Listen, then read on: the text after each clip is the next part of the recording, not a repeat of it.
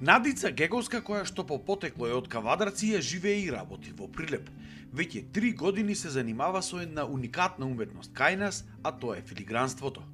Со уметност воопшто, односно цртање, започнала да се занимава уште од мали нозе. Во основно училиште добива прва награда за изработка на дела кои што се прават на сличен начин како овие, од конец и парчиња материјали од народна носија.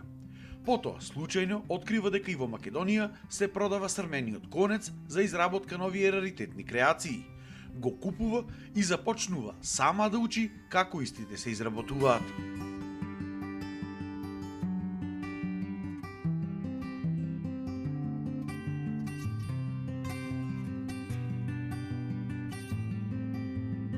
Сум тотално само уметник.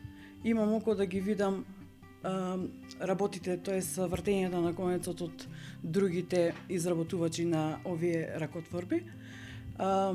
Исто така имам добри пријателки кои што се од Прилеп, исто така кои што изработуваат филигран од црмен конец и секогаш разменуваме некои своји мислења, техники, нешто што сме нашле како да се работи полесно и да изгледа поубаво. Денес пеперутки, разни видови на птици, икони се само дел од врвните уметнички дела кои што ги изработува Геговска. Прво дело ми е пеперутка, која што сама ја нацртав и тоа дело ми стои кај моите родители, поради тоа што тие секогаш моите први нешта, моите први дела ги чуваат најдобро. Колку време ја изработувате првата пеперутка? Првата пеперутка доста долго. Ја изработував можеби 3 дена, поради тоа што прво не знаев како да почнам, потоа не знаев како од колку компоненти треба да биде составена и од лепи залепи почнав да правам и сама да ги гледам работите од другите од другите кои што изработуваат ракотворби и ја направи.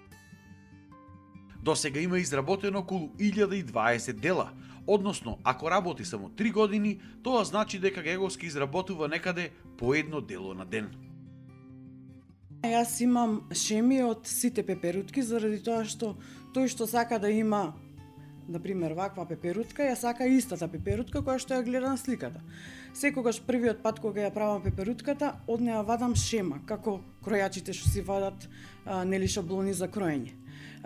Потоа истата пеперутка ја изработувам, ја цртам најпрво на хамер со молив и на хамерот ја опшивам, ја обточувам со подебелиот конец кој што ми ги прави контурите на целата пеперутка. Потоа внатре пеперутката ја полнам со потенок конец, кој што и ја дава оваа грациозност. На крајот целата пеперутка е украсена со циркони и грото од овие што ги гледате, многу од овие ракотворби кои што ги гледате се моја сама инспирација. Најголемиот дел од овие творби Геговска ги подарува на своји блиски, пријатели и роднини. Но исто така оној кој сака да купи дел од овие креации, истите може да ги погледне и да ги порача на незината Facebook страна Филигран од црма НГ, каде има фотографии од сите незини изработени уметнички дела, а ги има исто така и во некои локални продавници во Прилеп. Најчесто младите ги бараат по модернистичките, да речам, дела кои што не се секојдневни, како што е, например, бувот, двете заљубени пеперутки, пеперутките кои што го означуваат семејството и домот, и паунот.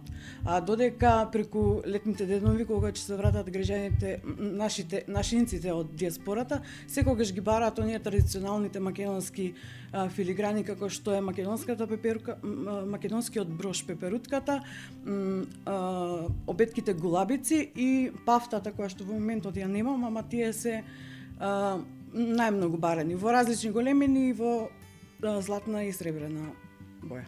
Геговска потенцира дека филигранството е занает кој се повеќе добива на подем кај нас. Најтешкото дело до сега што го имам изработено е тајната вечера, која што ми беше направена на димензија 1,40 на 70, која што само пред 3 дена ја зедоа и сега е во манастирот Свети Илија во Слави. Најчесто ги ги купуваат делата кои што се веќе објавени на Facebook, но има и граѓани кои што имаат свои специфични нарачки. Конкретно најспецифичната нарачка која што сум ја имала е сон на одредена клиентка. Имаше крст, Исус и два ангели. Тоа го сонувало, тоа сакаше да го има на сликата. Секогаш имаат сомнителност кога ги гледаат на сликите на Facebook, дали истото ќе го добијат кога ќе ги добијат, но секогаш добивам пофални зборови дека добиле подобро отколку што го виделе на сликата. Во моментов таа работи од дома, а во тек е изработката на незиното ателје, кое што треба да биде отворено наскоро, а каде граѓаните ќе можат непосредно да се запознаат со незината работа и да ги видат незините дела.